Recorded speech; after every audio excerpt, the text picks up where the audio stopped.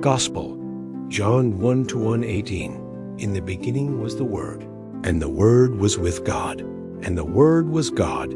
He was in the beginning with God. All things came to be through him, and without him nothing came to be. What came to be through him was life, and this life was the light of the human race. The light shines in the darkness, and the darkness has not overcome it. A man named John was sent from God. He came for testimony, to testify to the light, so that all might believe through him.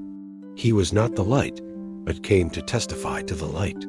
The true light, which enlightens everyone, was coming into the world. He was in the world, and the world came to be through him, but the world did not know him.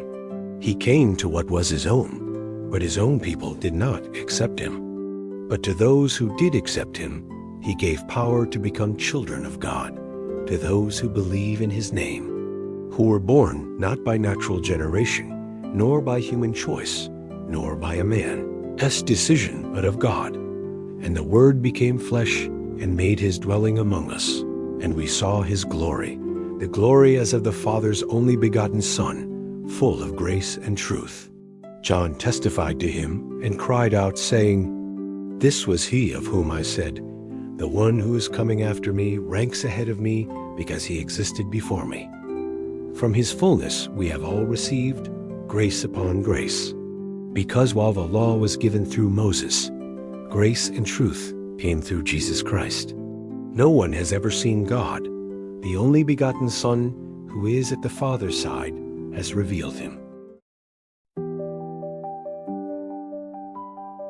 Today's Gospel brings us to the beginning. In the beginning was the Word. It reminds us that before anything existed, God's Word was there, timeless, divine, eternal. That Word is not distant or abstract, but alive, personal, present, even before creation.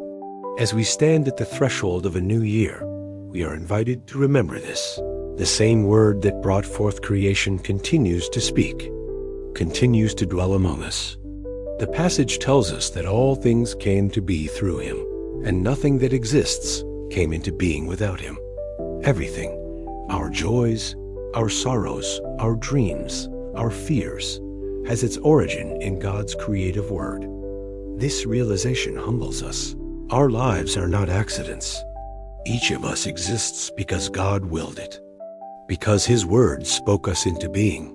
It invites us to approach every new day, every moment ahead, with gratitude and reverence. The Gospel further declares that this Word is life, and this life is light for the human race. Light that shines in the darkness, a light that even darkness cannot overcome. For us, that means hope. No matter how dark, uncertain, or broken our world, God's light prevails. As we step into a new year, we carry that light within us, a promise that suffering, confusion, fear don't have the final say. A man named John is sent from God to testify to that light, not to be the light, but to point others toward it. In the same way, each Christian is called to be a witness, not to draw attention to ourselves, but to the light who brings life, truth, and hope. In our families, our jobs, our communities, we can proclaim the light by kindness, integrity, compassion, truthfulness. The Gospel also acknowledges a painful truth. The world came to be through him, yet many did not know him. He came into his own, but his own did not accept him. This reminds us how often God is rejected, not because he is absent, but because hearts are closed, blinded by fear, pride, or indifference. It challenges us to examine. Are we open to the Word's light? Do we recognize God when he comes near? Or do we turn away? Those who do accept him, who believe in his name, are granted power to become children of God, born not of human choosing, but of God. This is the core of Christian identity, belonging not to a nation, a status, or achievement, but to God. As we approach a new year, may this identity remind us of our dignity.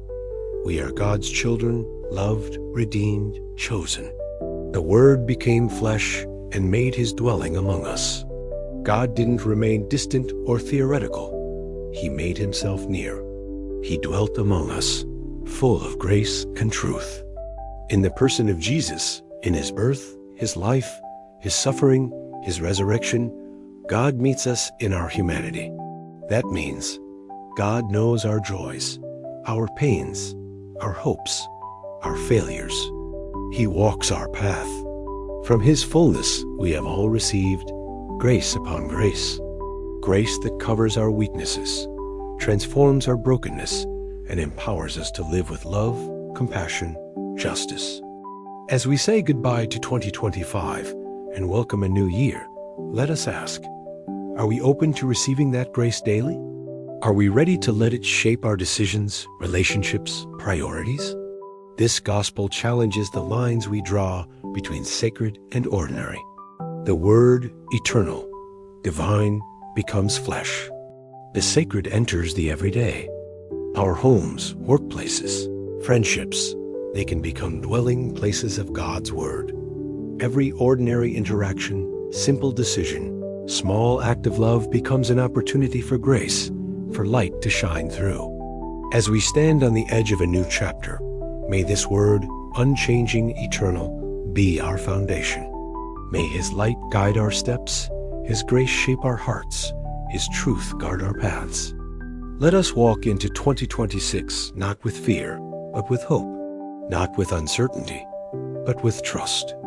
For the Word that was in the beginning speaks still today. A light for the world, life for all who believe.